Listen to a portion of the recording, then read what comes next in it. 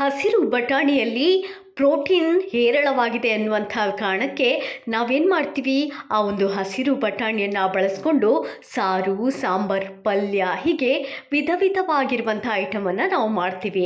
ಯಾಕಂದರೆ ಒಳ್ಳೆಯದು, ಆರೋಗ್ಯಕ್ಕೆ ಒಳ್ಳೆಯದು ಅಂತ. ನಾವಷ್ಟೇ ಅಲ್ಲದೆ ಮನೇಲಿರುವಂಥ ಸಣ್ಣ ಸಣ್ಣ ಮಕ್ಕಳಿರ್ತಾರೆ, ಅವರಿಗೂ ಕೂಡ ನಾವು ಇದು ಒಳ್ಳೆಯದು, ಪ್ರೋಟೀನ್ ಜಾಸ್ತಿ ಇದೆ ಇದರಲ್ಲಿ ಅಂದ್ಬಿಟ್ಟು ಅವರಿಗೂ ಕೂಡ ಇದರಲ್ಲಿ ವಿಧ ವಿಧವಾದಂಥ ಖಾದ್ಯಗಳನ್ನು ಮಾಡಿಬಿಟ್ಟು ನಾವು ಕೊಡ್ತೀವಿ. ಆದರೆ ನೋಡಿ, ನಾವು ಇದನ್ನು ತೊಗೊಂಡು ಬಂದಿದ್ವಿ, ಅಷ್ಟೊತ್ತಿಗೆ ನೋಡಿದರೆ ಇದರಲ್ಲಿ ಹಸಿರು ಬಣ್ಣಗಳು ಅಲ್ಲಲ್ಲಿ ಇರುವಂಥದ್ದು ಕಾಣಿಸ್ಕೊಂಡಿದೆ. ನೆಕ್ಸ್ಟ್ ಏನು ಮಾಡಿದ್ವಿ, ನಾನು ಇದನ್ನು ವಾಶ್ ಮಾಡಿಬಿಟ್ಟು ಇನ್ನೇನು ಪಲ್ಯ ಮಾಡಬೇಕು ಅಂತ ರೆಡಿ ಮಾಡ್ತಾ ಇದ್ದೆ. ಅಷ್ಟೊತ್ತಿಗೆ ವಾಶ್ ಮಾಡಿದಾಗ ನೋಡಿ, ಇದರಲ್ಲಿ ಯಾವ ರೀತಿಯಾಗಿ ಬಣ್ಣ ಬಿಟ್ಕೊಳ್ತಾ ಇದೆ ಅನ್ನುವಂಥದ್ದನ್ನು ನೀವೀಗ ಗಮನಿಸ್ತಾ ಇರ್ಬೋದು.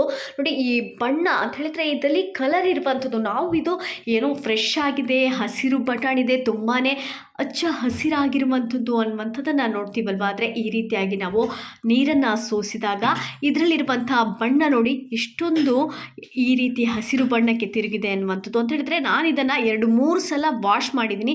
3 ಸಲ ವಾಶ್ ಮಾಡಿದ ನಂತರ ಈ ರೀತಿಯಾಗಿ ಬಣ್ಣ ಆಗಿರುವಂಥದ್ದು.